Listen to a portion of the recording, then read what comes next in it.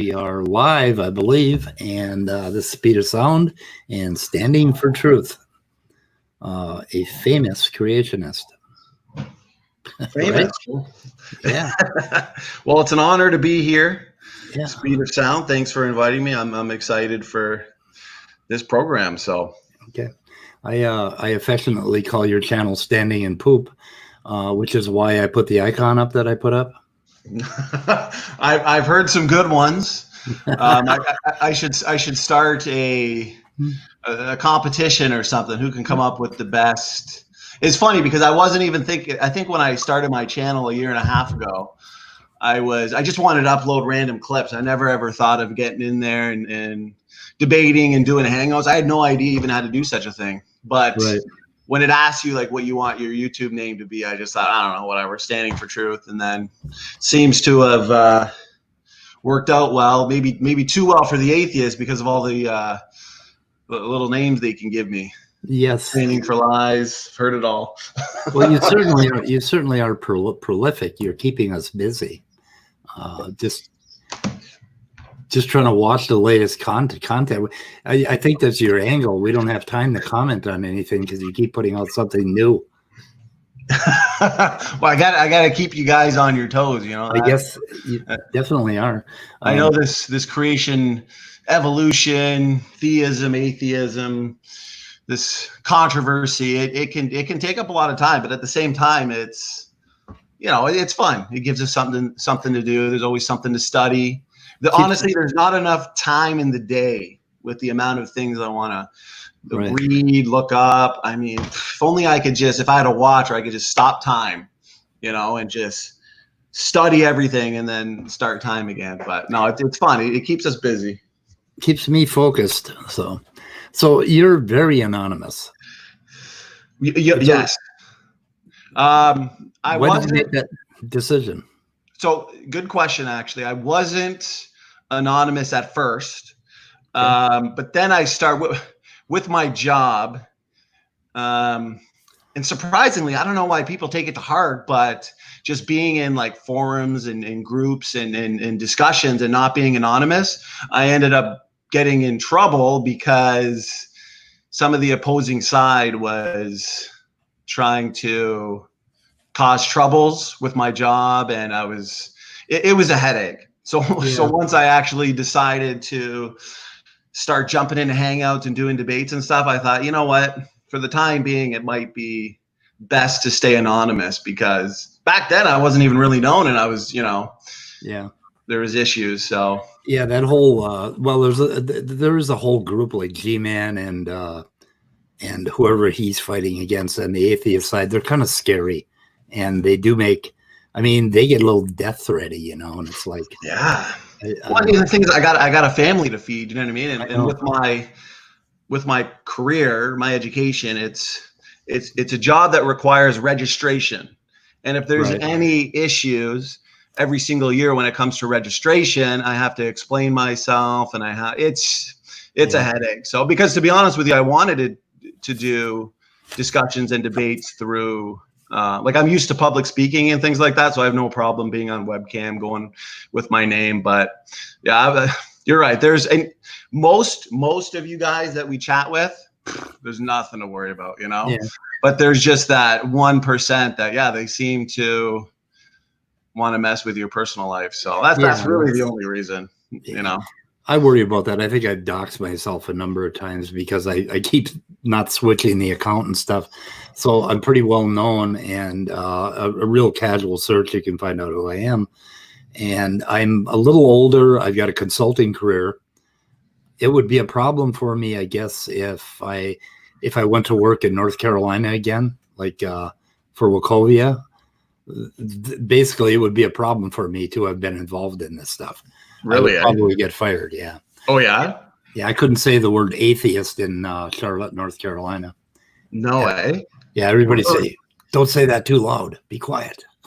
Oh yeah, that hardcore. What's the reason? I mean, it would be a problem for me. What's the South and just being extremely religious? Is that what it is? Okay, I'm in Canada, so I don't know much about like the South. I don't in know about the America. United States, man. We've got a schism in this country that's I don't know if it's going to heal. I don't know. It's scary, and I try to avoid scrolling through Facebook and the news feed too much these days because, man, it can take up. Oh, yeah. I feel like if I do that, then it takes up 2-3 hours because you're right. There's just so much going on, and what do I believe, kind of thing, Yeah. and then I'm like, I could have spent 2-3 hours doing something a little bit more productive. But I mean, the best, hopefully we can recover from everything that's going on. But I don't have much of an opinion on it because I try to avoid spending too much time in that, right? I thought COVID was the star of the year. And then 10 miles north of me, that's where Floyd was killed. And that, it's an area where my sons go to restaurants and coffee shops, and it just got like burned down and it blew up. And so this whole thing, I mean, they were boarding our buildings up here in Bloomington, which is south of Minneapolis. And it was crazy. And then the curfew, we couldn't go anywhere after 8 o'clock at night in any town. And it just went nuts. And the whole thing, and I don't know, I guess I'm glad it blew up because I am sick to death of the police killing unarmed people. And I've had run-ins myself with the police all through my life when I was poor, and being in northern Minnesota and poor, the police would treat us the same way. Well, I'm sure what I got was 1/100th of what you get if you're black. But this inequity and the disconnectedness of the police force in these big cities, like the one we got, is it's got to stop. It's got to stop. They keep hurting people, and they hurt. Famous case, they killed they were called to do a wellness check on a 40-year-old woman with 2 master's degrees, weighed about 98 pounds. This was, I think, about 20 years ago. And God, I wish I hate myself for not remembering her name, but she's kind of famous. And they did a wellness check on her because she was screaming at the devil out the window. And then she hid in the bedroom with a knife. And when the police tried to come in, she was calling them the Satan Squad. And they shot her 8 times or something like that. 90-pound woman, 6 cops, called to do a wellness check on somebody, ended up killing them. How is that a wellness check? And this has happened so many times. And I don't know why I have to say this, but she wasn't black, and it doesn't matter if you're in a position of weakness. The cops had just gone too far. They've been trained improperly and they've been hired improperly, and they have a union protecting them. And now shit broke open. I'm sorry. You can only push people so far, and they're going to raise hell. So it's sad because that kind of power, that kind of authority, it can corrupt, and it can corrupt quickly. That's why, like you said, the training, the education, the hiring process is essential, because that's what's going to weed out, the ones that are in it for the worse, and the ones that are actually in it to serve and protect. So it is sad. It's the scary world we live in. City just north of me, Richfield, Minnesota, they adopted a kind of a new training program where when the police go in and they run into a mentally ill person or a person that's really freaked out or, domestic, they, instead of going in there and making demands and telling them to do this and do that, they start asking them questions, and they have a whole different dialogue that they can do to defuse a situation.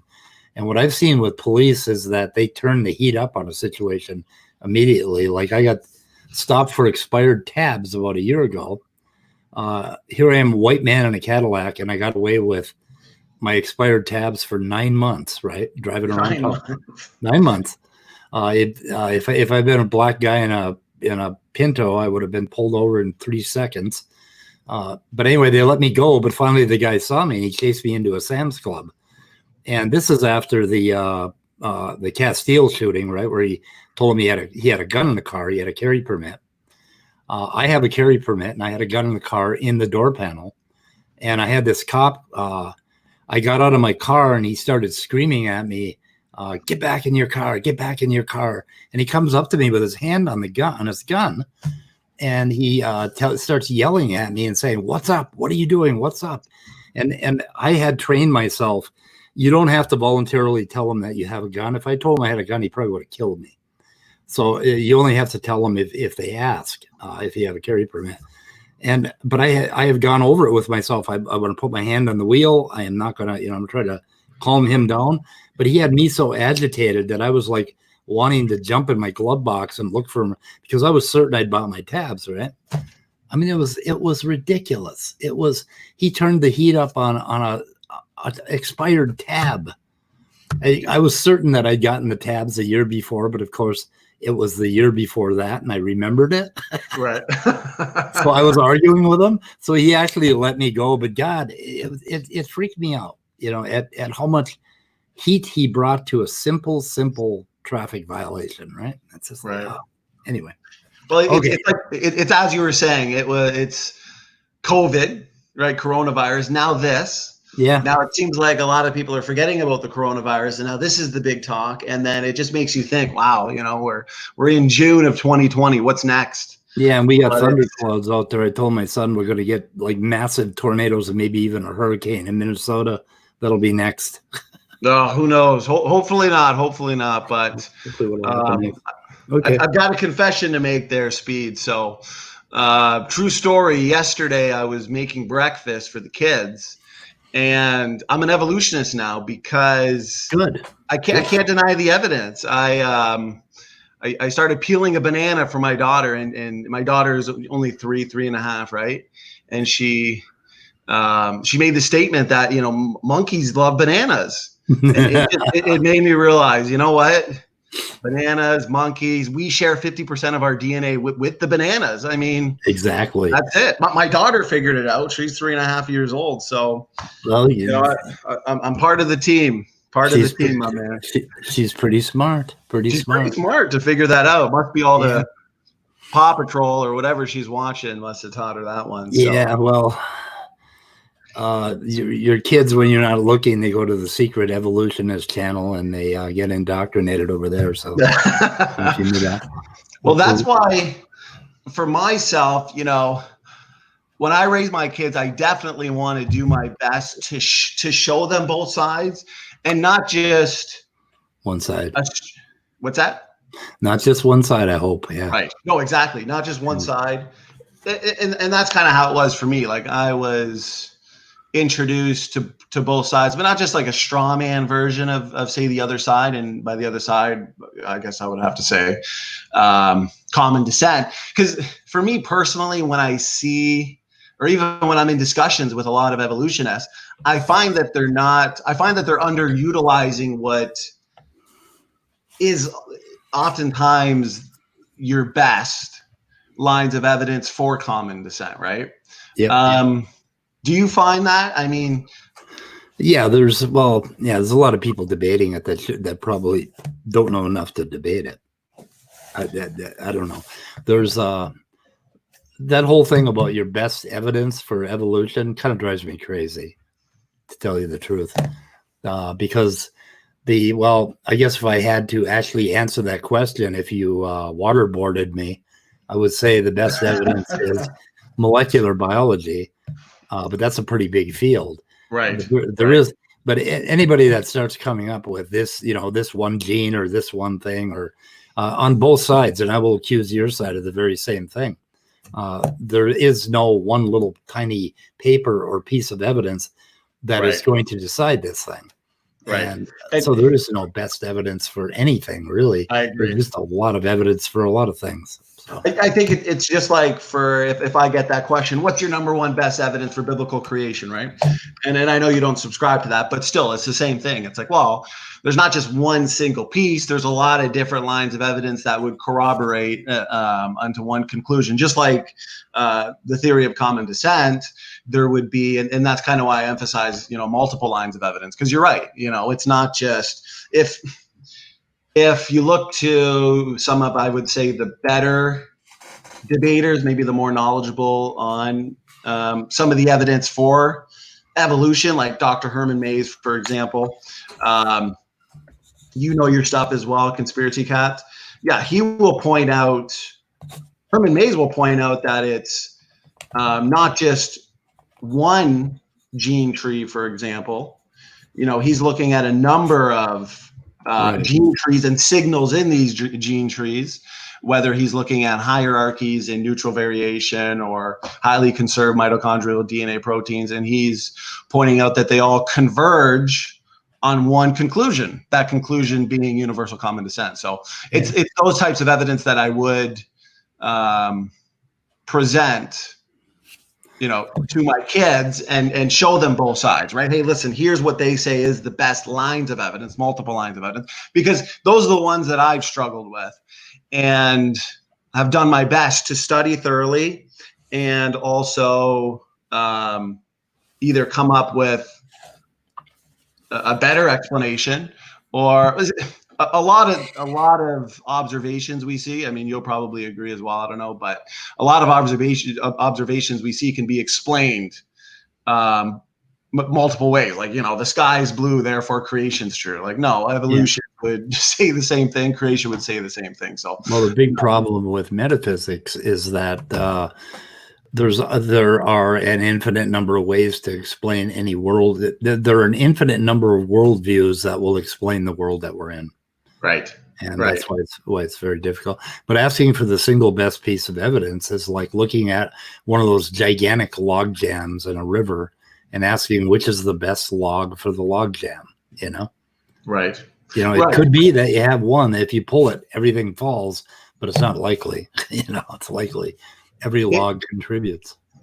And that's why a lot of the numbers of, let's say, lines of evidence that a creationist may look to demonstrate their position, and a lot of the number of evidence that I know you hate the term evolutionist, but somebody who subscribes, a proponent of that theory would look to, oftentimes they're agnostic to the discussion anyways, because both models can explain it. I mean, you've heard me say that. That's why I personally like to look to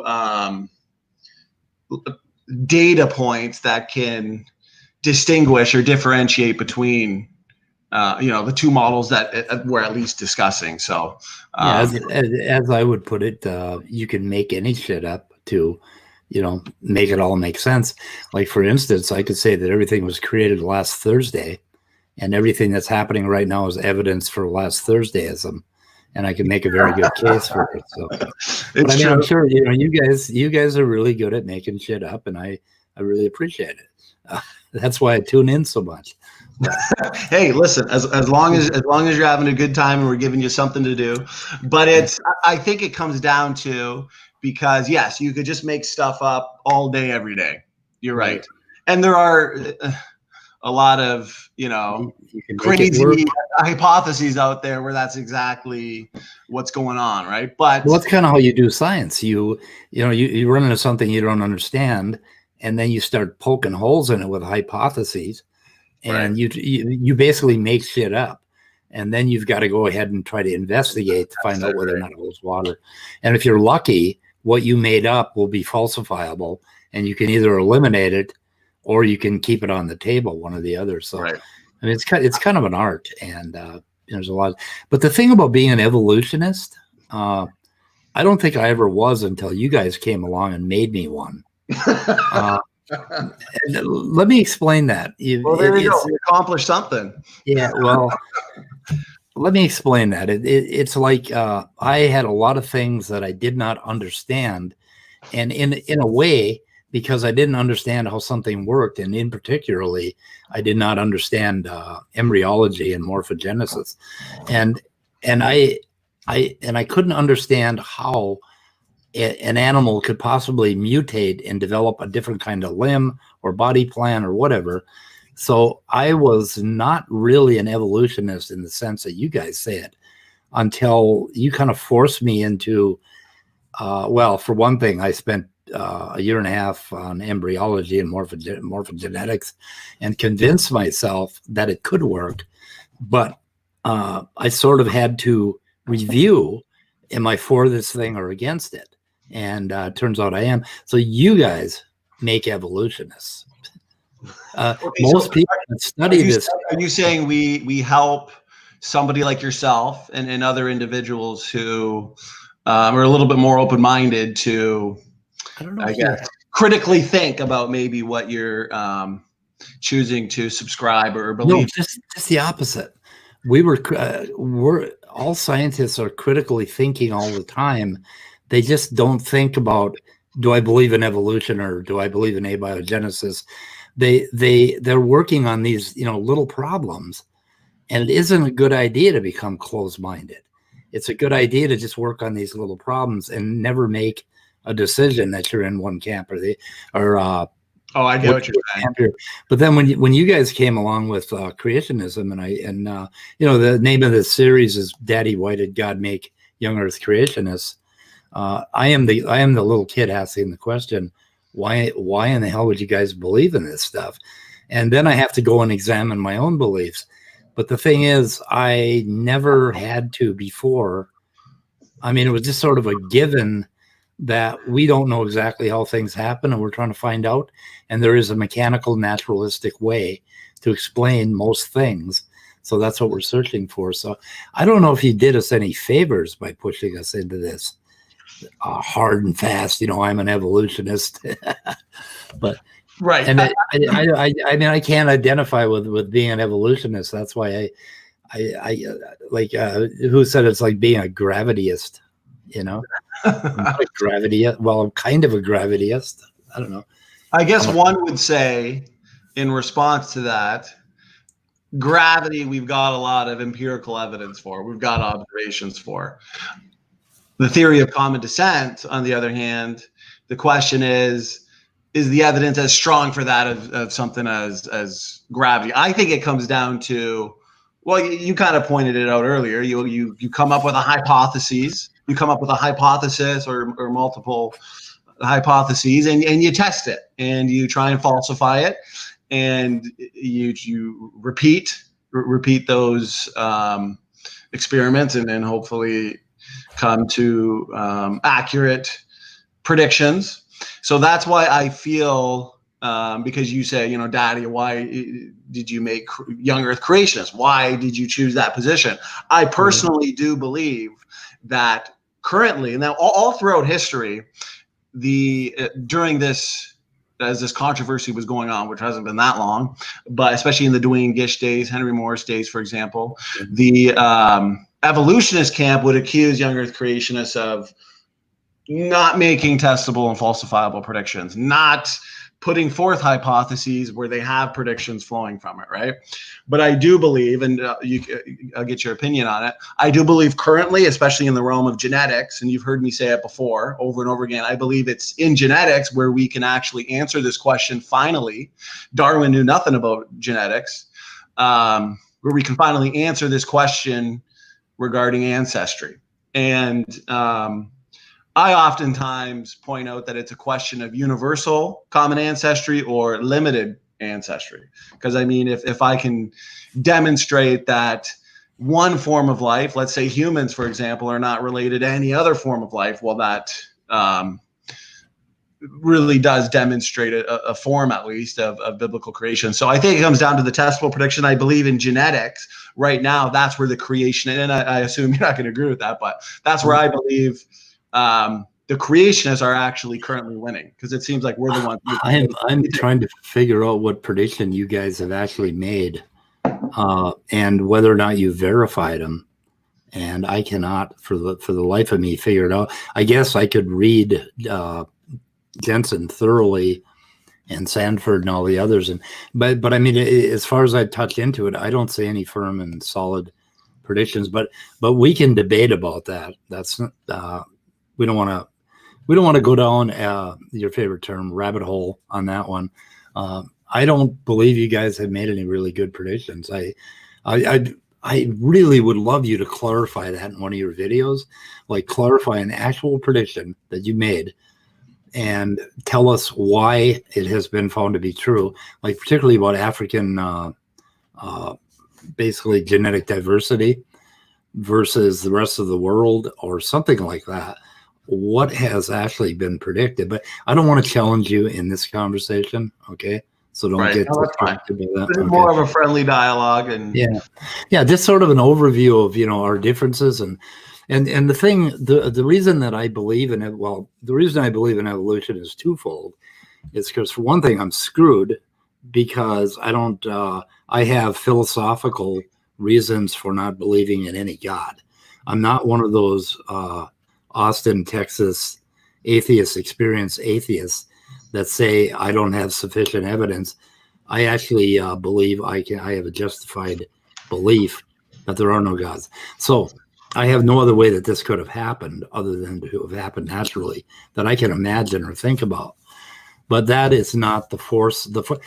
I don't understand why the average person, I guess, believes in evolution for the same reason that I believe physicists, when they talk about quantum mechanics or cosmology, I don't know enough about it to believe it myself thoroughly, right? To believe any of it.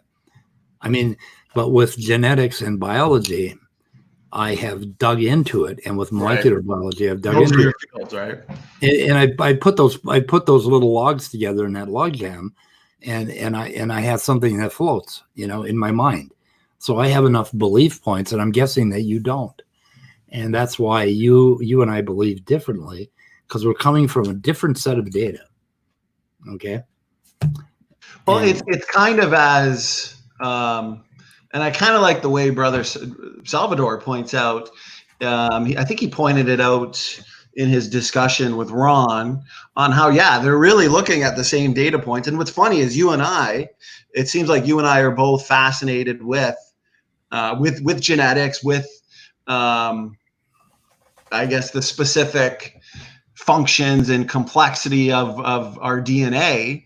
And yet we could probably talk about that all day and never really get in depth into creation or evolution. But yet, as Salvador says, we both come to two different conclusions. And yet we're just sitting here talking, about the same data, about the same information, really, and yet we're both coming to different conclusions. So the question is, why is that? But underneath everything that you know about genetics and chemistry, there's a whole network of things that you learn about it, and that's what I'm so, I don't know if you watched. Sel and I are kind of like going over organic chemistry. Right. Yeah. Do you have a background in organic chemistry? Organic chemistry, no. Okay. So you'd be my teacher on that one as well. So you can have a couple students. I'm hoping that Sel and I can put together a little better content than we are, and Immutable Destiny. We're trying, but I think the first video will give you a really clear, nice little intro into a little bit of organic chemistry, enough to read the diagram. So I encourage you to watch it. We're hoping to get our content a little cleaner because I can't draw, and But anyway, so there's that, and I study. I don't know. You see my library. You see my stack of textbooks back there. The one you see on the right of me, it's right there, I guess. That is just on tetrapod limb development, and the stack is 15 inches high. But I read textbooks, and over here on my on that wall over there, I've got a 9 foot tall bookshelf that's 8 feet wide, I believe, or 10 feet wide, and it is filled with books on neuroscience. And I have a 2-volume set on just the thalamus. That's that amounts to about 1,400 pages, which I have read 5% of. I haven't read all of these books. 5% of these books I have read, but anyway. Well, it's like I said earlier in the stream. Wouldn't it be nice if you could just stop time, sit down, and just read? There's so much to dig into it, and I find it fascinating that you are interested enough to like. Do you find yourself? I imagine you're a collector. Like, where was it? Somebody mentioned, I think, a book by Todd Wood, and then right on the spot, you boom, order.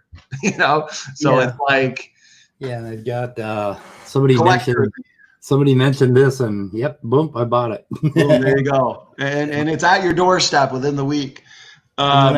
This one, I got like Animal and plant. Oh, okay, so there you go. There's the Todd Wood one. Yeah, there's the Todd Wood one. It's just like, and Sel showed a couple books in the last debate, biophysics, and I have it right on the floor here.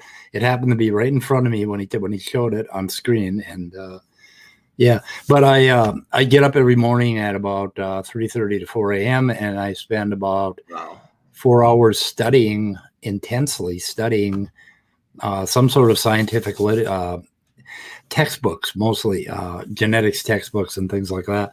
I don't read the papers so much. I do because of you guys. Papers I will read when I get like micro focused into a subject, but I spend a lot of time doing this, and I have been for the last 13 years since I sobered up. I have been educating myself, and that's kind of what I'm into. Neuroscience and philosophy of science and logic and theory of computation is what I was into prior to getting into genetics, I think 2 years ago. So about 2 years ago is when you started getting into genetics heavily? Yeah, but I had a molecular biology background, and I have I learned organic chemistry when I was 13 because I thought it was unbelievably wonderful. So right. I found chemistry in college and high school. Yeah, that was one that I did good in, but it took a lot of study. It took a lot of willpower, I guess you could say. It's definitely not one of my favorite subjects. I skipped over most of introductory chemistry and went right into organic chemistry before I knew any of that stuff. So yeah, the stuff you're talking about is hard work and it's boring. Yeah, a lot of it is boring. I just jumped over it and got in. That's one of my problems is I have to keep going back and learning. Like I skipped over algebra and went to calculus, and that was a problem. And you're jumping right to the big leagues, eh? But anyway, the point I was making is that for every fact you think you know about genetics, and I think I know about genetics, each of us have a number of facts that are supporting that underneath that we're not conscious of. And that whole web, that whole network of information is what gives us the belief we have. And for you and I, they happen to be diametrically opposed, which is interesting.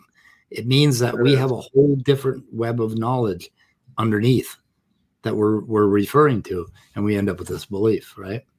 Yeah, that is a good point. It is, like you said, it is interesting, and it is there's so much out there that, I mean, even just listening to you here, and you're waking up, you're doing 4 hours of study every morning, which is awesome. 3:30, 4 o'clock in the morning. I hope you were waking up with a coffee. That's impressive.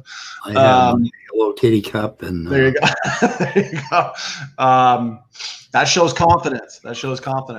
This is actually called my Red Kitty Qualia cup. I was into the philosophy of consciousness, and I would take pictures of this cup and use it in a lot of my forum talks as an example of being conscious of something. And my son bought me this Hello Kitty cup, and I love it. And so anyway, it's my Red Kitty Qualia cup. Very interesting. So what's your favorite? Because obviously with the amount of textbooks you have, the amount of books you have, you obviously have to make a conscious choice every day. Like, okay, which one am I going to dig deep into? What is your what's your favorite subject to study? God, I just don't have one. Yeah. I become thoroughly and completely obsessed with whatever I'm into. Right now it's bioinformatics. So I'm obsessed with that. And I'm in the middle of the book, and they're switching me over to mathematical probability. So now I'm going to be obsessed with probability for 2 weeks. And and then I'm a programmer on top of it. And for a week or two, I'll become obsessed with React programming, which is, do you know what React is? Java. It's a JavaScript platform that Facebook uses, but I'll become obsessed with that. And then it'll be neuroscience, and then organic chemistry. But I do this round robin thing. Like I'll pick a subject, like, okay, right now it's genetics is my focus. That's my main thrust, but there are going to be a number of offshoots from that. And so I try to take the whole thing from the top. I made a post this morning and somebody asked me how I learned what I know. And I said, like a crazy chicken, I just keep pecking everywhere. Crazy chicken. So You know what? I have to admit that's a lot like how I am with good. the OCD part, because you're right. Whatever triggers me into studying a certain topic, all of a sudden now I'm just obsessed with that specific topic. But then something can happen the following week where I'm like, oh, okay, let me look into this one. And then all of a sudden all my energy is spent, studying that specific topic. So yeah, it's hard to say what. It's kind of like, well, what's your favorite subject this week? Because it can study, it can change on a week to week basis, I find. But overall, you're putting together a network of knowledge, and you have been ever since you were born. And it just, the log jam or the network just keeps increasing in strength and power. And you got to be careful that you don't channel the wrong shit in there. Like I would stay away from this creationist stuff if I were you. I mean, that's just me though. But Speed, look how much time you're spending on our channel which is a creationist channel. I know, so you guys are following your own rule.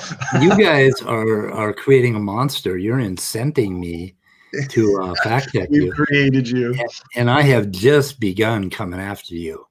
I mean, you and I are going to tangle here over the next year, as far on every point you come up with.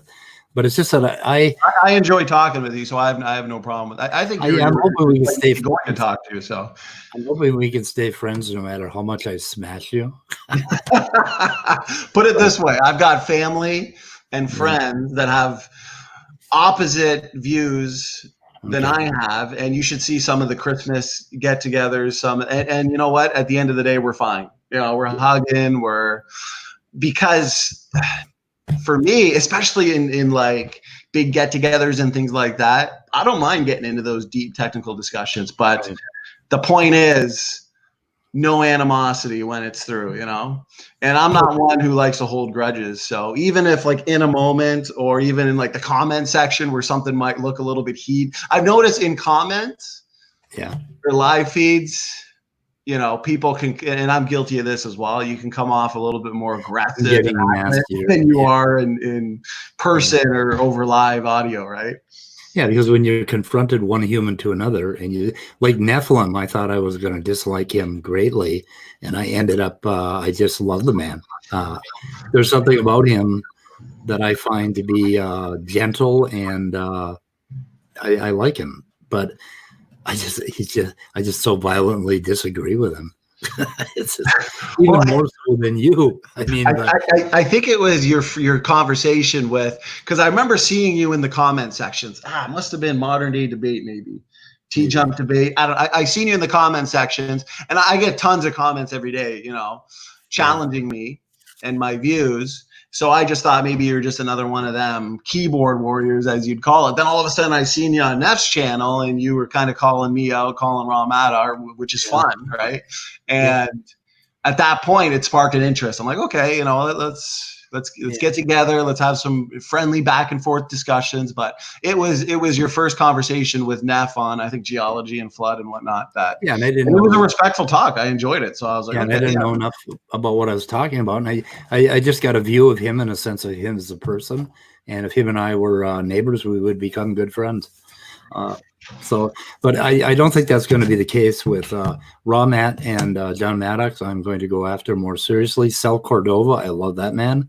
Yeah, him and I are going to become very good friends, even though we very much disagree.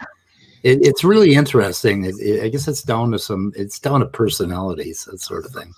But it's true, because you know what? There's all sorts of personalities in the camp of the evolutionists, or all sorts of personalities in the camp of the, there's probably people that hold your position that you're not going to get along with. And yet there's people who maybe hold my position or Sal's position that you're going to get along with better. It just comes down to personalities. But I react to gentle people in a gentle manner, and people that are kind of hostile or arrogant, or I tend to they really repel me. And if I have to go up against them, it kind of sets me off a little bit. But you can adapt. Yeah, it's hard for me to be nasty, and that's one of the problems I'm having with debates. I can't be powerful and firm. I'm not good at it. I'm more of a talker. So I don't know. Are you familiar with John Lennox? No. He's a Christian. He's a Christian apologist. He's been around forever. I think he's a mathematician. He's had some really, really good debates. I can send them to you with Richard Dawkins. Okay. Right at what museum was it? I don't know. He's had some pretty good famous debates with him, but he's one of my favorite apologists. He's one of the ones that first got me hooked into this, even before I was a young earth creationist. And he's got a very gentle approach. He's got a very and you can kind of see that when he debates people like Richard Dawkins, who may, for the most part, come off as aggressive or more adamant. But then you see them kind of being a little bit more gentle with each other. But yeah, I'm like you. I can adapt if I'm having a discussion with somebody like RJ Downard, who another guy I don't mind actually. I like and RJ.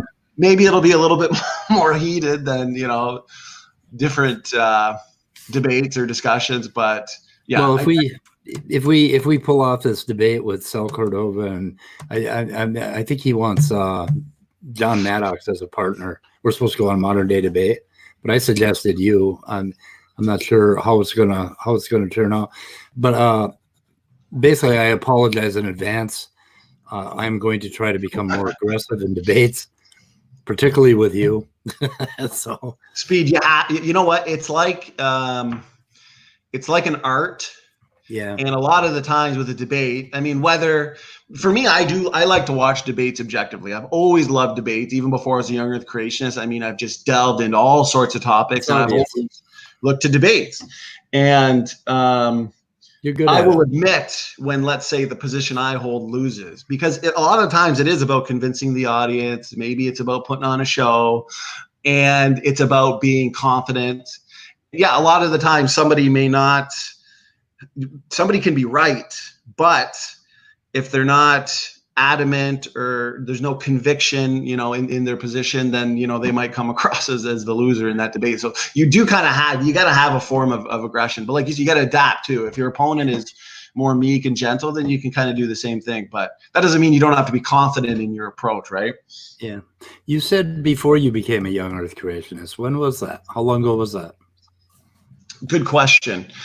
Time has flown by. I'd have to say probably 6 or 7 years ago. I grew up Catholic, and I still remember. Oh yeah, I got the baptism when I was just a little baby, and the Eucharist, reconciliation, confirmation, all the fun stuff.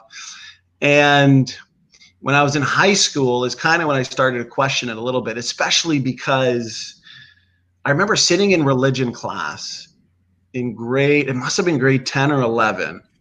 And we were doing studies on the Old Testament and Genesis and the story of Moses and the 10 Commandments and the plagues and whatnot.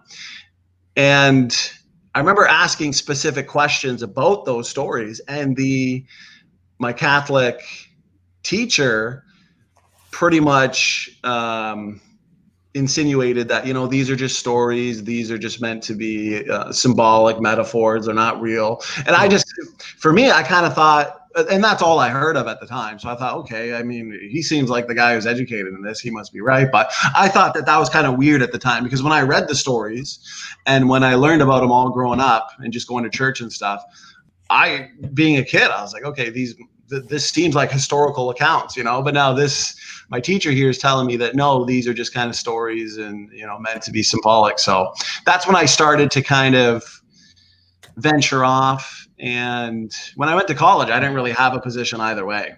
I probably would have just considered myself Catholic still. I'm not sure, but it was when I started getting into, my brother went off to the Army.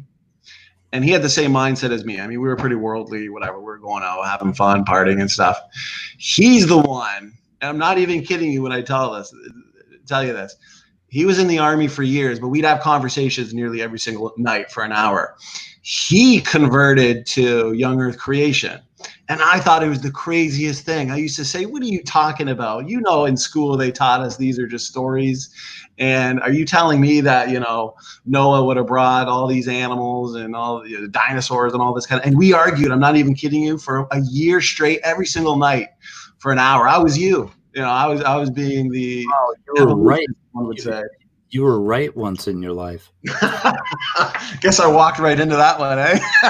You would have loved me back then. I picture me how militant I am now and add him into my position. That's how I was with arguing with my brother. So he's family, and I eventually said, okay, and you're gonna love this one. I said, okay, fine. Send me the Kent Hovind creation seminar that you keep, you know, harping on. And believe it or not, I didn't even watch that right away. I started getting into, that's who I said earlier, John Lennox, William Lane Craig. You know William Lane Craig? Yes. Yeah. So I started getting into all these apologists, older, kind of just more focusing on like fine-tuning arguments, arguments to do with just the creation of the universe, time, matter, and space, all these kinds of things. That kind of convinced me, okay, well, that convinced me of the theist position.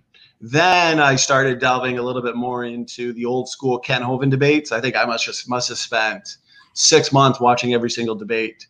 He wasn't even out of prison yet at this time. And that's kind of when I slowly converted. I'm going to have to say that, long story short, I know that was long-winded, but it's a good question. That's good. Probably about 7 years ago is when I officially converted. Yeah. Well, interesting. What the hell was I going to ask? God, I had something before, and now it's going to bug me until I find it again. But anyway, there were some questions that I had. Well, I was going to tell you. I'll give you a little bit of my experience. Yeah, when I was 6 years old, my mother was, you know, a good Christian, and she my father was like some sort of Orthodox Catholic, and from Russia. His parents were from Russia, and he had a falling out with the Catholic Church. My mom was a Presbyterian. She would take me to church, to Sunday school, and I was reading Beyond all about dinosaurs and all about this and all about the only books I had when I was a kid. And I asked, I started to have a conflict with the biblical stories. And so I asked my Presbyterian minister, and he told me that it was a metaphor. And he sat me down on the steps and told me that each day of creation was, you know, millions of years or whatever. And he explained to me what a metaphor was. But then my mother kept wanting me to go to church. By the time I was about 8 years old, 7 or 8, I told her that I had I didn't find it compelling. And so I left and just got into science until I was a teenager. When I was a teenager, I had many issues. Alcoholic father, horrible. I was actually having depression and hallucinations and things like that. And I had a sort of a meltdown that culminated in my finding Buddhism. And the Buddhism, I had what I call a spiritual experience, and it got me out of it. And so I've woven that into my life ever since. So I am. I was a Christian maybe for about 6 months when I was 6 years old. So. Hey, so what you're saying is you were right at one point in your life. Yeah, right after I got rid of that.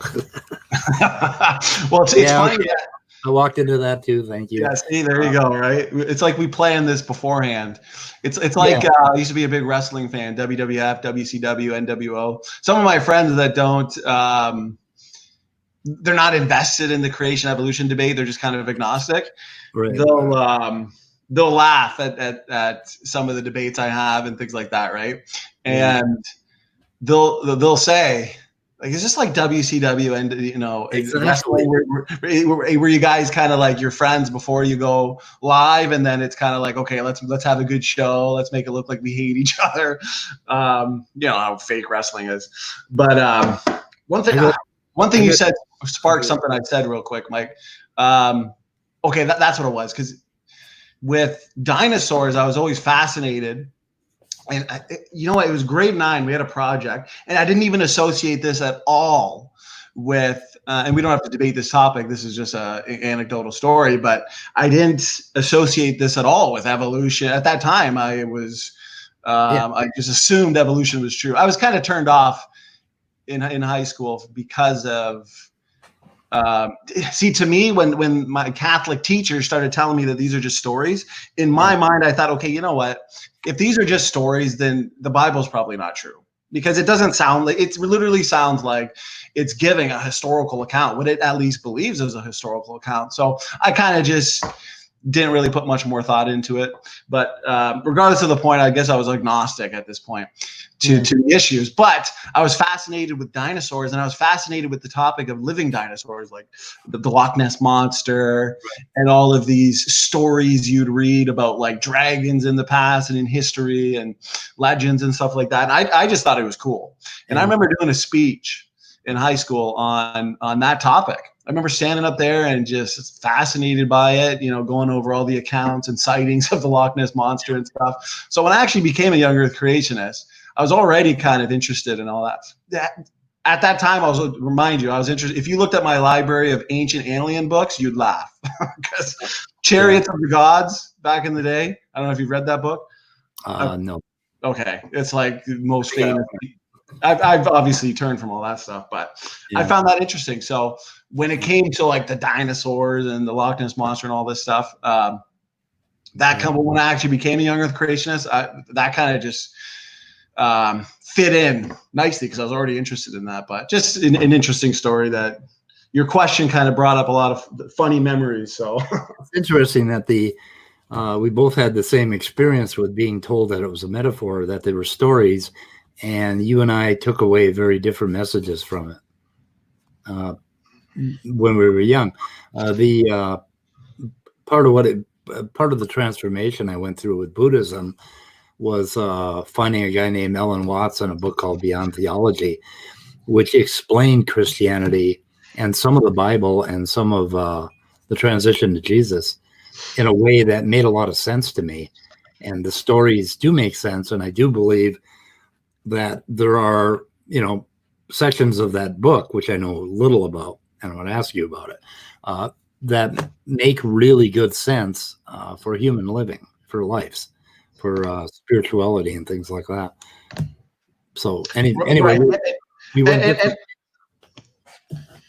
no, I was just going to say, I would agree with what you said, as in, yeah, it's not like I just rejected it totally. I just said, okay, if these are stories and metaphors and meant to be symbolic, fine. But I still, you know, I still went to the Catholic Church like my parents wanted me to. And you always take away a little bit from the stories, right? The meanings and, you know, because a lot of what was taught and is taught can help you in your life. So I agree with that. But at the time, I just kind of, I guess I was rejecting it as like a historical account. But the stories themselves, of course, have, even for somebody who wouldn't take the Bible literally, they would still take away messages and things like that. So no, I agree with you on that one. Yeah. So I'm confused about some things about the Bible. Maybe you can clear them up for me. Like, after Adam and Eve, how much time was there before the fall? Okay, good question. So what is known about that? Yeah. Adam wouldn't have been created as a zygote, obviously. So he was created old enough. He would have been 1 day old, but let's just say some scientists and experts came up at an hour after the creation event, right? They didn't know he was just newly created. I always see it as, okay, they're going to do some blood tests, or they're going to weigh him, they're going to check his vital signs, do a variety of assessments, maybe based on his height, based on his weight. They're going to conclude, okay, you know, this guy's 20 years old, 22 years old, or something like that, or based on his blood test results, maybe his electrolytes, or just based on the youthfulness of his skin and things like this. They would say, hey, this guy looks like he's young, you know, just born kind of thing. Right. But the fall itself, probably within, I want to say within 100 years. Okay. Yeah. So 4 generations, roughly. Yeah. Whatever generations were about. Yeah. Probably about 4 generations. And then and then the flood was 1,600 years after Adam and Eve, or was it? Right. So the flood would have been 4,500 years ago. If we just say That's about the Earth, according to the young Earth creation model, is about 6,200 years. Yeah. So you're looking at about okay. 2,200 years Okay. after. Okay, because I was trying to do some population genetics on your created heterozygosity model, Yeah. and I needed to know because presumably before the fall, do you believe there was no mutation going on?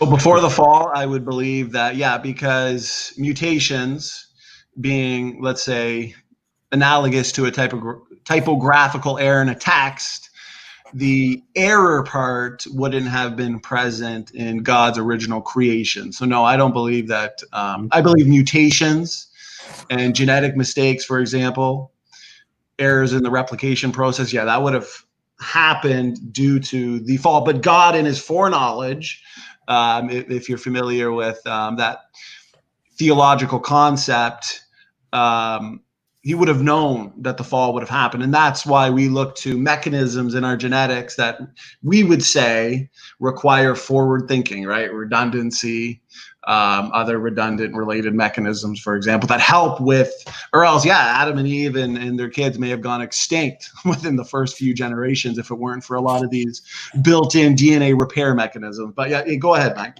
Okay. Okay. Well, that helps. Basically, with that, it is possible to do models on created heterozygosity, and in some detail. You do population models or whatever. And then the other thing you keep saying is we had a long bottleneck and you had a short one coming off the ark. What is a short bottleneck? What is a one generation bottleneck? What does that mean? And what does a long one mean? Good question. So, what I mean by short bottleneck, I was just, sorry, I lost my train of thought there because I wanted to see, I was looking up some articles on your first question. Oh, okay. As to how long after the fall, after the creation of Adam and Eve, did they fall? I just wanted to see if my answer was accurate in the sense that it's what other creationists agree with. But yeah, that seems to be, it seems hard to be an exact date because you're kind of looking at when Seth was born. And it indicates that Adam had Seth at 130. So that means since Cain and Abel were old enough to work with crops and herds, respectively, the maximum time before the fall would have to be much less than 130 years. I said about 100 years. So I'd stand behind that statement. I just wanted to be accurate. Okay, so yeah, RJ, that's a good question. And that's why I like talking to you, because it's like, oh, I wasn't really ready for that one. But okay. Now, by the way, RJ is in the chat. Oh, nice. RJ, what's going on? He's another one that asked me good questions that makes me think. Okay, so I'm going to stand by that. Yeah, but less than 130 years. I'm just going to say about 100 years. It has to be before Seth was born. Okay. So that's your question on the bottleneck. What do I mean by a one generation bottleneck, you mean? Right. Okay, so good question. According to the biblical model, there would be essentially three bottlenecks. You got one at creation with Adam and Eve. You got one after the flood with 8, Noah, his wife, Noah's 3 sons, and their wives, 3, 6, 8. The Bible says by the 3 wives of Noah's sons was the earth repopulated and inhabited. So they would be technically, if you're doing the models, you're gonna have to start from 6. So there's your second bottleneck. And your third bottleneck, in a way, I guess, at the Tower of Babel, if you had everybody, let's say at that time, 10,000, 15,000, somewhere in the thousands of people all living in one place at the same time, that would have dispersed. So in a sense, that would be a bottleneck too. So what I mean by one generation bottleneck is, okay, you got Adam and Eve and they start having kids right away. It's not an extended bottleneck. I mean, you've got, you start with 2, then you keep going up. It's followed by rapid and exponential growth. And same with the bottleneck after the flood. It's followed by rapid and exponential growth, as well as the Tower of Babel.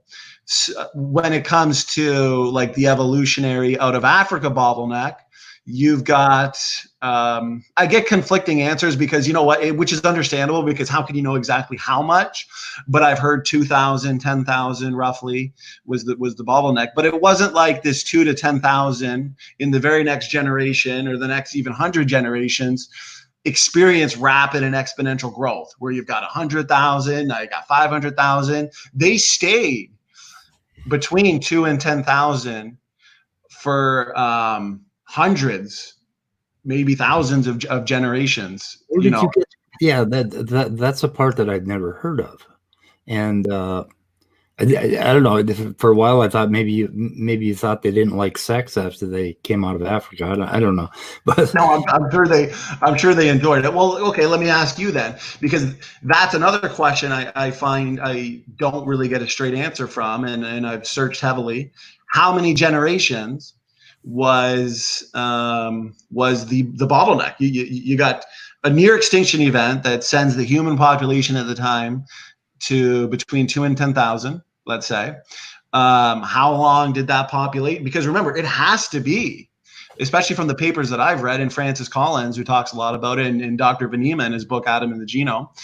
How long was it? Because it has to be prolonged because they're invoking the population bottleneck to explain low human genetic diversity. They have to reduce the genetic diversity, and that would happen based on generations and generations of inbreeding and mutation accumulation and things like that. So what do you think? How long was it? I don't think there was. I think the bottleneck was like for each tribe that came across, like they probably came across in groups of from 20 to 100. They had a great deal of you wouldn't call that incest, but there, that was a viable breeding population. But I'm sure that they had, when they crossed over into an area where there was game, where there was basically they could populate very quickly, and I think they each spread out in their own tribes, in their own groups, and they could have. I don't know a lot about paleontology, but they could have interbred with Neanderthals at that time. Yeah, it looks like they did. And anyway, I don't see that the bottleneck was long. It wasn't a long bottleneck. It was just a sort of a one. The bottleneck. Would you say it was more? Well, it was a lot more than one generation like our bottleneck. No, not at all. I think there were a lot of little bottlenecks that came out, in spurts, as they came across. And they dispersed probably pretty widely, and when they dispersed, they had resources. Okay. I don't know. Okay. Well, wait a minute. So you've got Africa, you've got Homo erectus, like all the Australopithecines, your early Homo variants, your Homo erectus, for example. If you want to consider Homo habilis as well, Homo ergaster, whatever. It was Homo ergaster, just a variant of Homo erectus. These were all in Africa, even according to the evolutionary model. So you got Homo erectus evolving for millions of years, accumulating more and more mutations, and therefore more genetic diversity. And Homo erectus was evolving from some pre-Homo groups, and before that, some Australopithecine groups. So that's millions and millions of years of mutation accumulation and genetic diversity increasing, for example. So we know today humans have very low genetic diversity. So that population bottleneck, that near extinction event, you'd agree it occurred in Africa. So are you saying that a lot of these groups then would have formed tribes within Africa? They would have moved to different parts of Africa, is what you're saying, not like out of Africa. Right. There were a lot of them that spread in Africa and basically stayed there, and they have less genetic diversity. or more genetic diversity than the groups I came across in Europe. And I don't know enough about all of that to develop a really good model of it. But what I've been able to glean is that, it happened over a period of maybe 1,000 years, that there were all these little groups that came out, and each little group had its own genetic cocktail, Right. And they spread, and then they started, and of course some of them started mixing, and we would have, I mean, it would be an incredibly difficult model, but I don't see any. Here's a good question. The bottleneck today that the cheetahs are experiencing in the world today, you'd agree that this has been a prolonged bottleneck? No, I don't know why you say that. I don't Because know this is what the evolutionists will even admit. This is what I've never read about. Mike, think about it. No, but think about it. This is the only way to reduce homogeneity. The reason they're invoking this, like, for example, did you follow what I was saying? Does that make sense that if you've got Homo erectus evolving for millions of years in Africa, I mean, all of these generations, you're going to accumulate a lot of genetic diversity. You're going to accumulate a lot of mutations. So why do humans today have low genetic diversity? Well, because of this this near extinction event, it had to occur. This is what the evolution is. I'm not just making this up. It had to have been prolonged. It had to have been many, many generations in order to reduce the homogeneity. That's the only way. Okay, think about it this way. You've got an aquarium, and in the aquarium you've got 10,000 goldfish, and they all have just a lot of diversity. There's a lot of different kinds of spotted goldfish that you have there, and then they start to die out, and they start inbreeding a little bit, and then you have maybe 20 or 30 different spot types, and you dip in there with a dipper, and you pick out 6 of them, and you set them on your own. And you're going to have a set, you're going to have a very limited set of genes, okay? And then you put them into their own tank, and then they take off and start multiplying because now they have resources. That's how I view the out of Africa scenario. I don't see I don't see any rationale for your saying that it's a prolonged bottleneck. And I don't, I mean, I'd have to look at the future, the effective extreme. Well, Mike, even the cheetahs today, the 10,000, they're down to like 6,000 or 7,000. It's not just 6,000 or 7,000 that are just all chilling in the same place, like some one world government, and you got your one world cheetah leader. So obviously during the out of Africa population bottleneck, sure, you're 2 to 10,000. Many could have been spread out into different smaller tribes. That's just going to make the inbreeding problem even worse. Oh, so go ahead. Yeah, there were like 20 to 100 people in a tribe, and they spread out. Even worse. Well, I don't know if they'd survive at any smaller than 20, but I'm pretty sure. Remember that I got to point out this though, and you probably understand this now studying our model.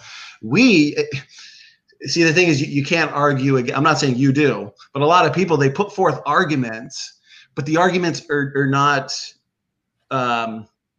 carefully thought out, because they're almost arguments against a non-position, because the biblical based model would say that Adam and Eve were created with no mutations. Now, inbreeding becomes a problem because it's the exposing of, as I always say, the hidden reservoir of genetic mistakes. But if there are no genetic mistakes to come to the forefront to result in genetic damage, for example, well, you're not going to have a genetically damaging related bottleneck. But with the hypothetical out of Africa population bottleneck, as I said before, you guys explain all DNA differences, all genetic diversity as a result of mutations over time. That means you have millions and millions of years of mutations accumulating, most of them neutral, as you say, right? That's kind of like, I've kind of adopted your explanation where those neutral mutations are absorbed by the junk areas, and they're kind of used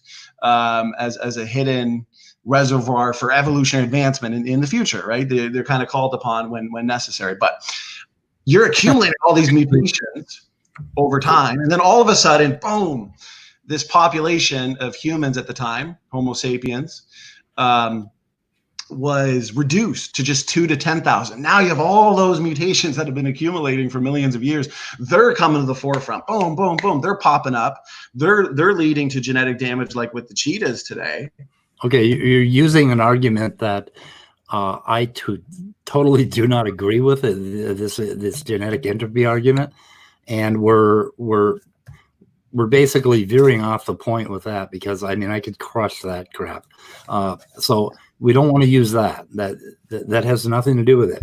The thing is, when you dip into a population, and if you take a small group and you move them into a new geographic area, that is called a bottleneck, and that's happening right outside in the river valley in my backyard. There are little groups of insects that are being cut off by maybe a sandbar or something like that, and they end up in a small population, and that's called a bottleneck. And it's not a problem as long as, for cheetahs, for instance, I read that it went down to 7 individuals. I don't know how they know that, but there's been, but I mean, 7 individuals could possibly create a viable breeding population. Well, it would be inference, I'd imagine, based on the known genetics currently. I'm not saying it's a bad inference. I'm just saying they got to look at, like, that's what they do today. They look at the levels of human genetic diversity, and they know that it's low. We're all incredibly similar. Me and you, we're 99.99999% similar. So I'm studying bioinformatics, and I'm finding just hundreds of variations.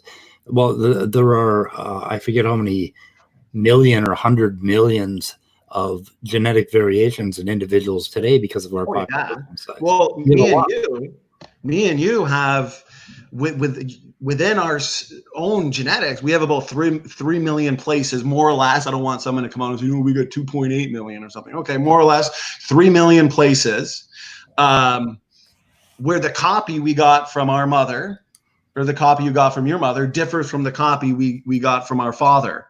So, but in the world, you've only got about 10 million common variants. So if we individually carry 3 million, take those 10 million common variants, throw them into Adam, and boom, all your world's diversity, all your models, all your population genetics flow perfectly from, because you find those 10 million variants, you find them in China, you find them in Africa, like we're talking about, Europe, you find them in the entire world, which means actually it fits nice with our model, because those variants would have had to be, if they're common variants, this only makes sense, they had to be in the population before we spread out. That means, according to our model, boom, those variants were on the ark. No, and ultimately they were in Adam. Well, do you disagree that there's about 10 million common variants in the world? No, I mean, as soon as the population was sampled, okay, once you take that sample of population and you have a certain genetic profile, right? You have a certain number of alleles. And right after that point, every generation adds new variants. And we've been adding variants ever for 80,000 years. Well, the mutations would create new variants, but you get new chromosomal and allelic combinations just through recombination. Yeah, but there's a problem. I mean, you can only, okay, when you have 2 individuals, you have, at most, you have 4 alleles. And for something like insulin, it is not a good idea to have variation. Of course, there is variation that doesn't matter. Well, real quick, I seen you define, I think it was you or Immutable Destiny, you defined allele correctly. It was in one of your hangouts. What's your definition of an allele? And an allele is basically a locus or loci. It's a gene variant, but like. Well, it isn't necessarily a gene. No, they call alleles. They do it a little finer. It can be even a part of the gene. But let's just say it's a gene. So you have 1 gene for insulin, right? And you have up to 4 genes for insulin in a mating couple, and then there's a recombination event, and you get a mix of those. The possibility of those 4 genes, but for that allele, you're going to pick one of them, or 2 of them, only 2 of them. Okay. Okay, but you said, so it looks like you're defining an allele at a genetic loci. Well, what's a loci? That is a particular spot for a gene. There can only be one spot for one gene. It's a location on a gene. So how many locations, how many locations, how many genes in our genetics, and how many possible locations in our genetics? Well, okay. So you got one gene for insulin, right? Right. Okay. It can only have, in a mating couple, it can only have 4 alleles for that particular gene. Now that doesn't mean that the gene could be copied somewhere, and now we've got 2 copies of the gene. And that isn't the case for all genes. For some genes, there are only those 4. And out of those 4, 2 are going to be picked according to some probability, and that's Mendelian genetics. So what you're relying on is sort of an interaction between a number of different genes in a different gene cocktail. And I would have to work that out very carefully for phenotypic traits. For instance, like Matt going on about skin color, I think he's just all wet on that. There's about 7 variants, I think, that go into what color your skin. We'll get into the skin color, because so if you're it goes back. So the variants you're talking about in insulin, okay, so that's one example. But if you're defining allele in terms of genetic loci, a spot on a gene, a specific location, you've got nearly unlimited locations. So if you're going back, as you said, Mendel, if you're going back to that idea of big A, big B, little b, now, I don't know why anybody would ever assume that Adam and Eve, even if you don't believe it, I mean, if you're putting forth a model, why would you assume that Adam and Eve were just created with no genetic diversity? They were just created genetically homogeneous. God said, be fruitful and multiply. I mean, that would make no sense. Well, what makes sense is that God would have created DNA in their DNA variety in their genetics. And real quick. So that means if God created Adam and Eve with, as we're saying, if he created them heterozygous, and we're defining allele in terms of genetic loci, which we know there's a lot of locations in our genetics, that means you've got capital A, lowercase a, capital B, lowercase b. But guess what? You're not just doing that for one location. You're doing that for the millions of DNA locations, DNA spots that actually exist. That means starting with an Adam and Eve with that created heterozygosity, that means they do have the potential to produce all sorts of variety in even a single generation. Then you can build your model. You can look at the HapMap data, for example, look at how many common variants there are around the world. Look how the allele distributions are, for example. I don't know if you've read any of Rob Carter's work where he's examined the HapMap data. Try not to. But it does, you should though, it's interesting. I've got a paper right here. You'd actually enjoy this. Lots of charts, lots of he starts. I think that's beyond the scope of this discussion. But does that make sense to you? Because you even admitted that you're defining allele in terms of genetic loci. So right.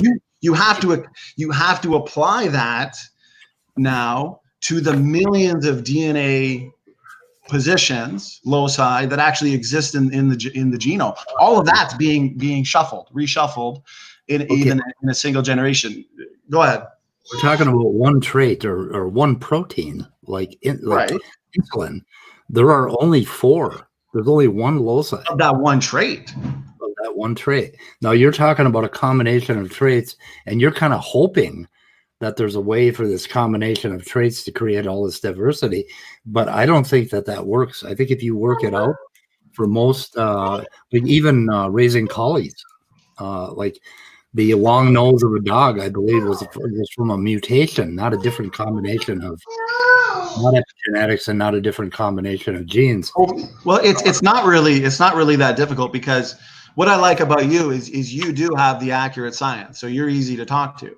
Most people, when they use that argument, they're defining allele as a gene unit, and that's just not the case. You can even see this in the secular literature. So when I seen you in Immutable Destiny define it accurately, you defined it in terms of single genomic position, I thought to myself, okay, this is great. Now they can understand. Look, let me just break it down. You've got a single gene, okay? typically they span, it's not like this every time, but say thousands of nucleotides. Okay, you got these single nucleotide variants now that would be distributed also throughout that gene. So let's say you have even 80 or 90 of those SNVs spread out within that gene. And now you're looking at the genomic position definition of alleles like you are doing accurately, and I'm thankful for that. Every single one of those 80 or 90 or even give it 100 single nucleotide variants could have existed in a heterozygous state in the kinds. If you want to go to the arc, that would have existed in the pairs brought on board the arc, would have existed in Adam and Eve at creation, for example. I mean, even if you don't agree with it, that is a tremendous amount of allelic diversity. I'm not sure if you're quite getting this or not. But for one gene, okay, yeah. And if we consider one loci as one set of alleles, there can only be 4, and brought on the ark, there can only be 4 for every animal of that trait. Adam and Eve. For that particular gene, now a trait can be made of multiple genes, and that would save your argument a little bit if you could figure that out. But I don't think you're quite thinking this through, and that's why we always have a problem with your created heterozygosity, is that if you have 80 SNVs in one of those genes and 80 in another and 80, times 4. Okay, well, you still are only going to have 4 of that particular flavor of gene. Now remember, the evolutionist, is assuming that all these traits, all this DNA variety came about over millions of years of mutation accumulation. Okay. Now, when you have all those mutations accumulated, yeah, you can have a generation of recombination or gene conversion, and that's going to produce new variety. But that variety, according to the evolutionist, is there because of millions of years of mutation accumulation. But according to our model, if that DNA variety was front loaded into Adam and Eve, that means just basic Mendelian genetics. You've got, like I said, big A, big B, little b.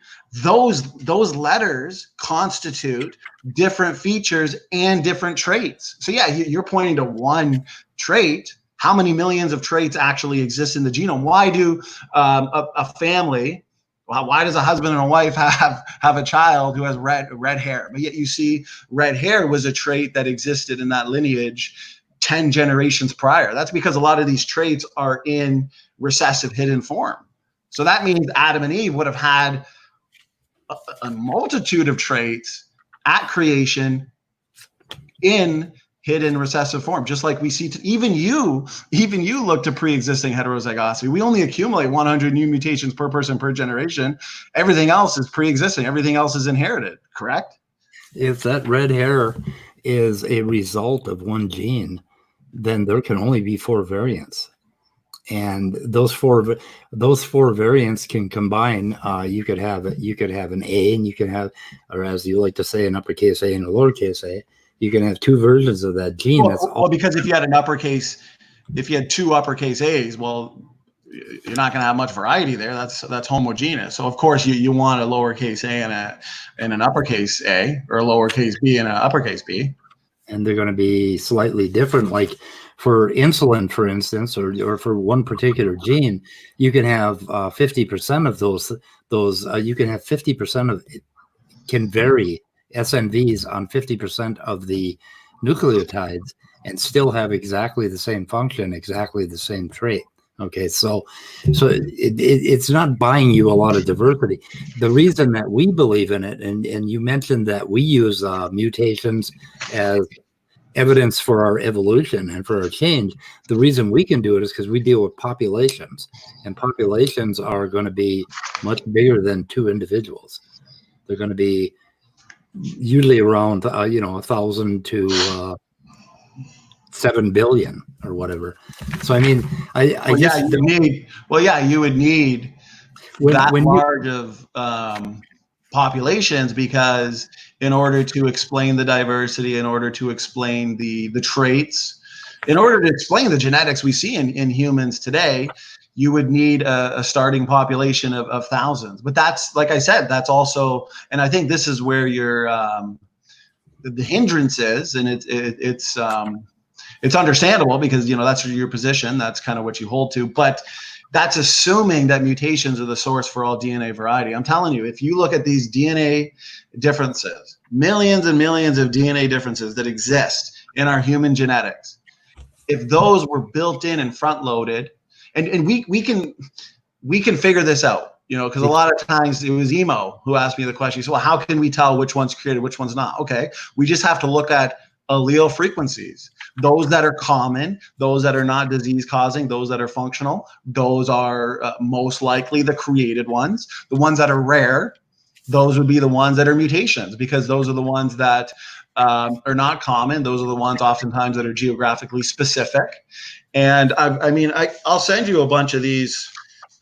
There's one really, really good paper, extensive, that goes over all this modeling based on allele frequencies, looks at the rare ones, looks at the common ones, and kind of shows what Adam and Eve's original genomes would have looked like. But you can't assume that all those DNA differences are the result of mutation, because then what you were saying with the Adam and Eve, with the skin color, with the races, well, then it makes sense, because if you had a mix of the capital and lowercase letters, not just capital A, capital B, capital B, like a mix of them, that means Adam and Eve could have been a middle brown skin tone. And now they do actually have the potential to produce every single shade of skin that exists on the planet. That's if you assume the front-loaded DNA variety, though. So if you assume it right now, Mike, you have to argue it you got to put yourself in our position. Okay. Assume the worldview. Boom. Assume it. Now argue against it. Well, that's why every time you mention heterozygosity, your opponent wrinkles his brows and raises his eyebrows. You get the raise, because it would be very difficult to model that. And it seems like you're missing something here. I think you are not understanding something about alleles and how they work. And CRISPR tried to point this out to you, that there are only 4 of those alleles available to Adam and Eve. And what you seem to be saying is that these genes can be in more than one place than they are, and they can't. Okay, how many genes do we have? I don't know what the number. Okay. Well, I'm not trying to put you on the spot. I'm just okay. I think with 100,000 protein products. Right. Well, we've got, only 2% of our actual gene, of our genome codes for proteins, for example, and most of it is non-protein coding. But the point is, if you're,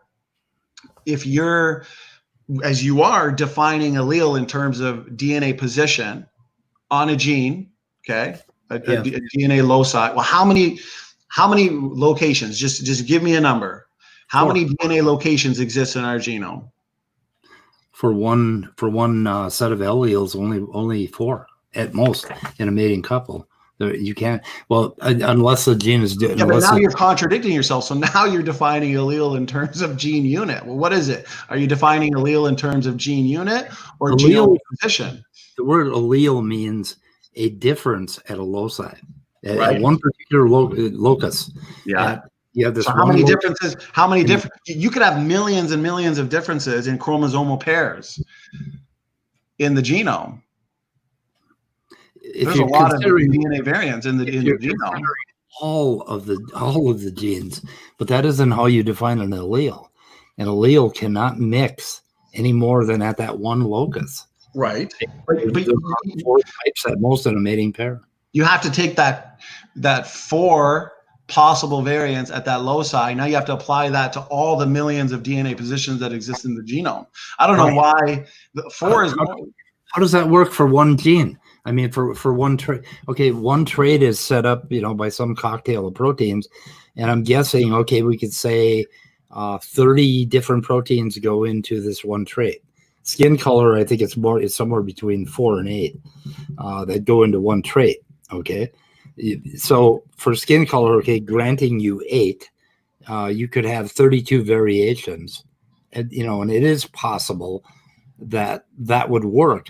But I think you keep sliding between this bad definition of what an allele is. An allele is well, you defined it as that first. That's why I clarify. You defined an allele in terms of genomic position. We know there's not just one or two or four genomic positions in our genetics. Allele only refers to that one position.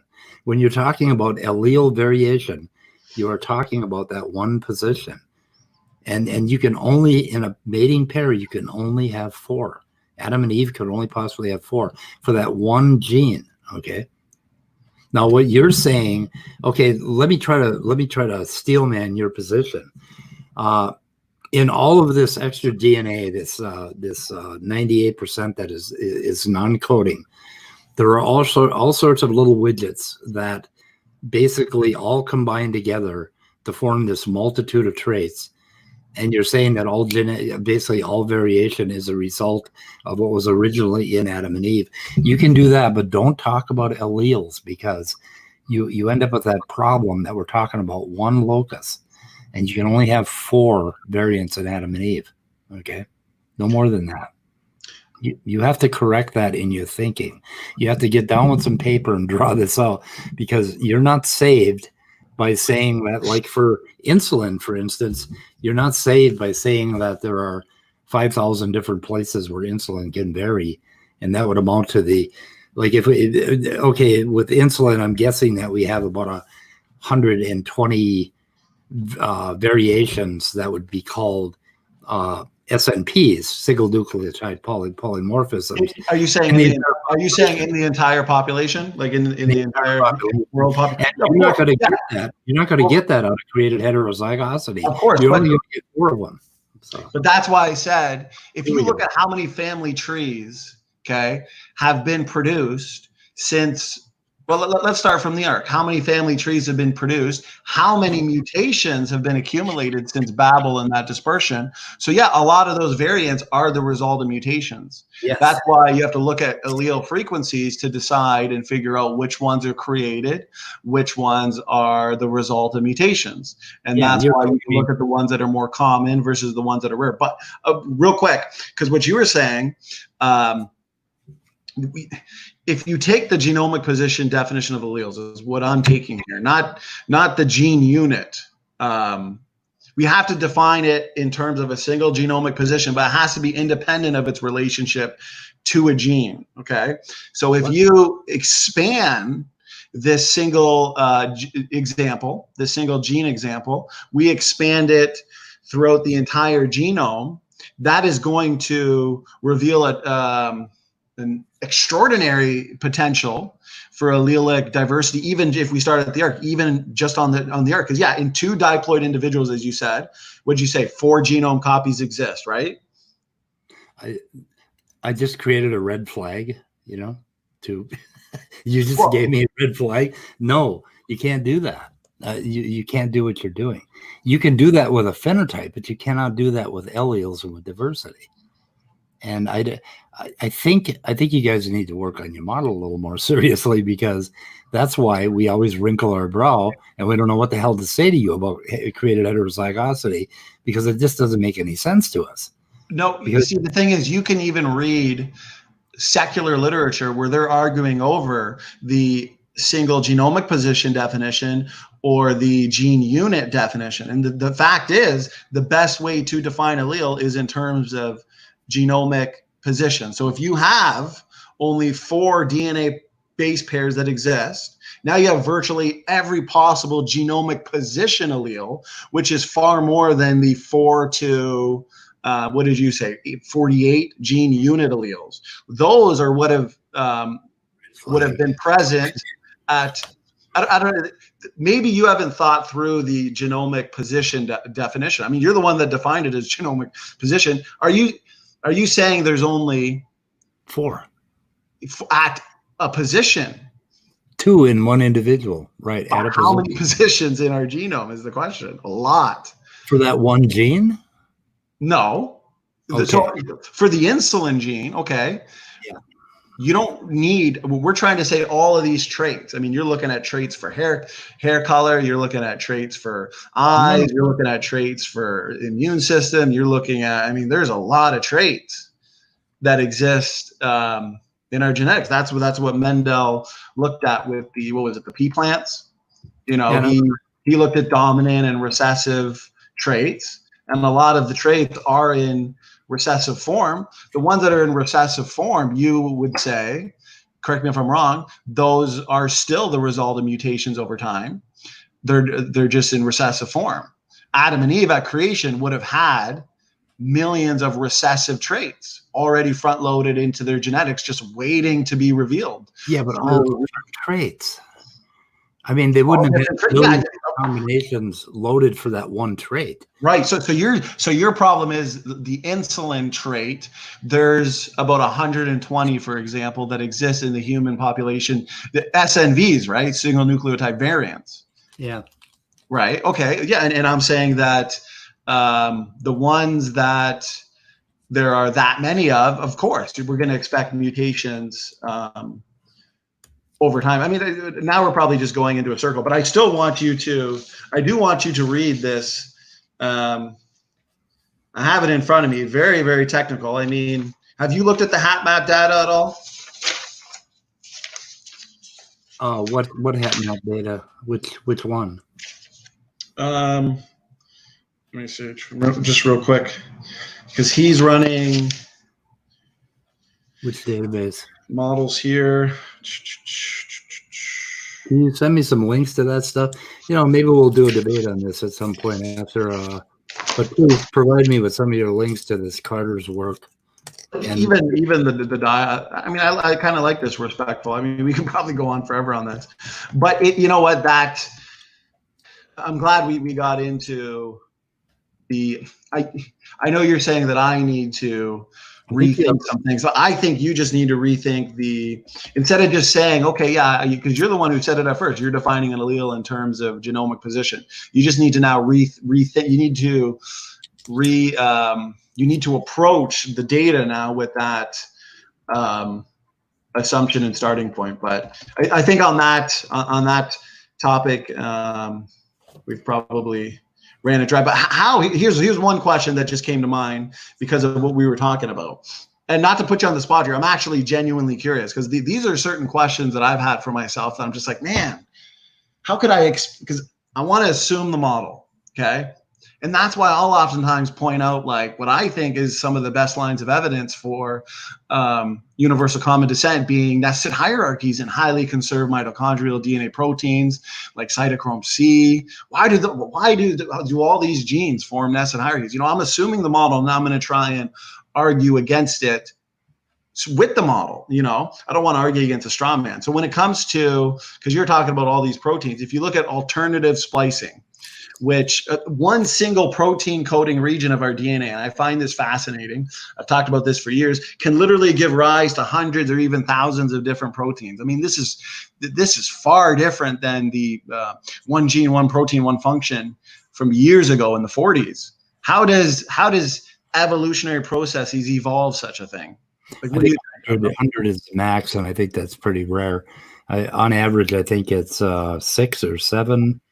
Or is it 4? I think it's 4.6 proteins per gene because of splicing, and that's something that only appears in eukaryotes. So, okay, so eukaryotes versus prokaryotes, yeah. So, but how does evolution give? Okay, the fact is, it can give rise to hundreds or thousands. Maybe the thousands isn't the rule, but even 4 or 5 or 10. I'd have to look into that to see for sure. But regardless of the number, how does that? What type of evolutionary process evolves such a thing as alternative splicing? That's a whole nother subject. Right. No, and because this isn't, we're just dialoguing. Like, these are questions I have that I'm like, okay, because there's been so many. I'm not the one making the predictions, but you can read.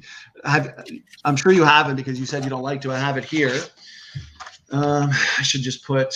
I've got a ton of papers here. I've got the Ventura paper here. I thought we were going to talk about, but we can talk about that later. 2012. The Ventura. Yeah, 2012. That one.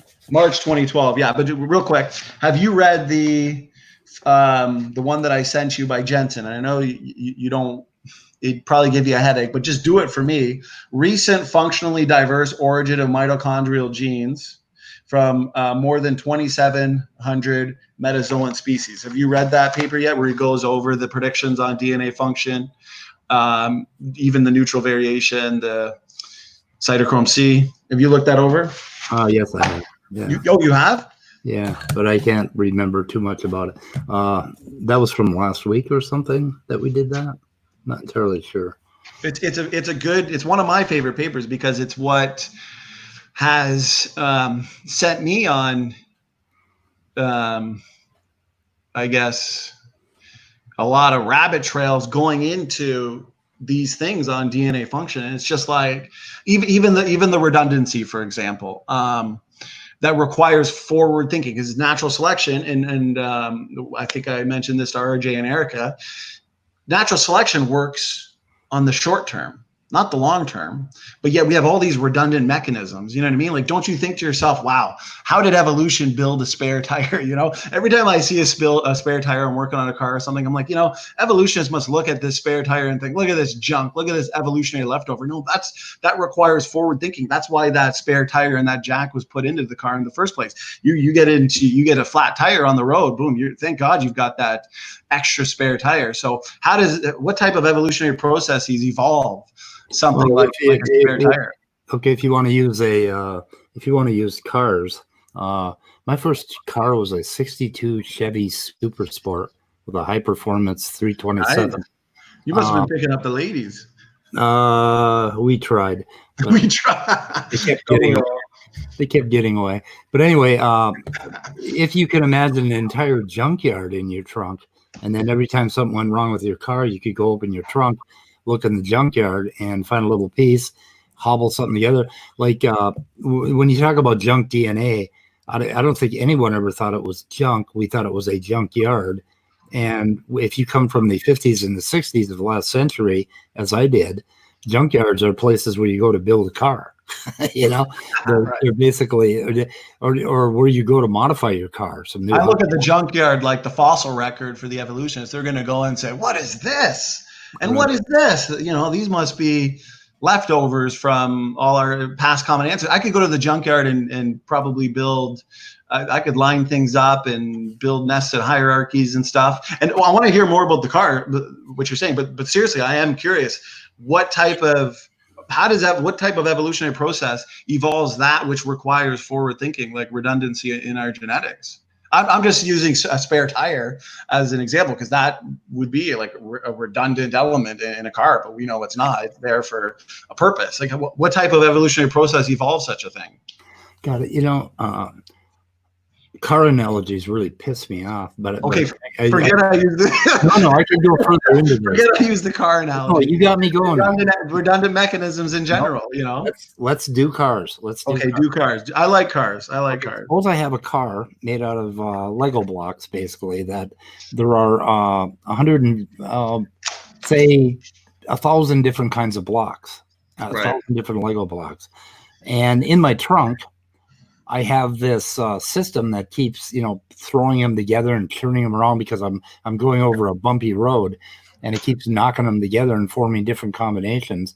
And then I'm driving my car, and all of a sudden I cross over into the twilight zone, and I'm in an area where all of a sudden, oh my God, my car is no longer on the road. It's not working. I have to go fix this. I go back into my trunk, and I get some of these Lego blocks, and I make some sort of a device that allows me to run my car over this new kind of road, and all of a sudden I've got a speciation event. That's how it works. Okay, it's a bunch of Lego blocks that all pop together. But I think we have so much work to do, you and I, and I don't think we can do too much more tonight. No, and I see my wife take the kids outside because they started crying. Right. 2 hours. I didn't realize. I'm like, yeah, no, don't worry. The kids just need an hour nap, and we'll be done in no time. So okay, I'll do as many of these as you want, because I enjoy talking to you. I don't see any animosity in it. I enjoy it, understanding each other's position. So, yeah, why don't we call it a day today and reconvene at some point? Yeah, get the iPad here, and we can talk about alleles, basically, and loci, that sort of thing at some point, and we can just draw. You can see my screen, right? when I'm Oh driving. yeah, that's some good artwork. My daughter was looking at that going, wow. I am so good at this artwork. I'm impressed more and more every single day. Kind of a neat program, actually. It's Look at that. That's cool. my company makes this. It's called Linea. Oh, really? Yeah, and it's used by a bunch of high-powered people in Hollywood, actually, to do some artwork. Nice. People do really good art on this thing because you get all sorts of brushes. I may have to invest in that program. Not gonna lie. I think it's only $10 or something, and That's not bad. and I think I get like 30 cents if you buy one. So All percent. You've earned it. We will get into that, and we'll talk about loci and stuff like that. But yeah, I mean, we can, and then the overview stuff. The stuff to take away from this is that you and I have a very, very different scientific background, and we have a different set of facts underneath us. Right. I have found that I think you're very confused about this heterozygosity. But anyway, don't take that bait. Don't take that bait. Trust me. Send me. Because I gotta go to the washroom from these 3 bottles of water, I ain't taking no more bait. Yeah. Can you please send me anything you got on Carter? And yes, I do want you to look it over because it's beyond the scope to go like he goes in, and I think you're going to enjoy this because it's pretty much exactly what he does a full computer modeling of biblical genetics, starting with the created heterozygosity. He goes over the amount of alleles that would be present, and then he goes over the current the current genetic data when it comes to SNVs in the world population, the insulin one. But yeah, I don't want to go any more rabbit trails. I'll send you those. You send me anything you want. This was a good conversation. I enjoyed it. Me and I'll put them in the links, and that'll be cool. There's something else I was gonna say, but I can't. I lost it. Anyway, but yeah, we want to put everything in my descriptions, that we talked about, and I'll put some elaborations. I'll try to put some of Jensen's papers, and I will look at. Oh, what I wanted to say to you is that if I find out that you're right about any of this and I'm wrong, when I look into it, I am going to become your greatest ally. I know. That's why I'm working so hard to convert you. Yeah, but that ain't going to happen. Hey, you never know. What are the as Dumb and Dumber, Jim Carrey said, what are the chances of a guy like you converting to biblical creation? Yeah. What are the chances? 1 in a million? 1 in a million. Yeah. I'm guessing 1 in about 100, but we'll see. You got a long way to go, man. You're telling me there's a chance. What's that? So you're telling me there's a chance. Oh, yeah. Okay. There you go. Hey, and if you convert me, I promise I'll be a really good ally to you as well. I think you're going to be amazing when you cross over to our side. Absolutely amazing. Okay. Well, thank you for doing this. It's been very pleasant. I enjoy you. I tell everybody that mentions you or criticizes you that you're actually a pretty great guy. So awesome. I appreciate that too. I got kind words to say about you. Like I said, I enjoy our conversations. I find you funny every time I listen to your broadcasts. I always get a kick out of your assessments, and you know that because I comment typically. So yeah, okay, keep it up, man. Because you know them, Raw Matt and John Maddox. Tell them it's not personal, but I will. We'll get them on your show too. And in the meantime, be there for 8:15. Should be a good discussion tonight with Ron and John. So I'm looking forward to it just in a couple hours. So right. Okay. Okay, man. We're going offline.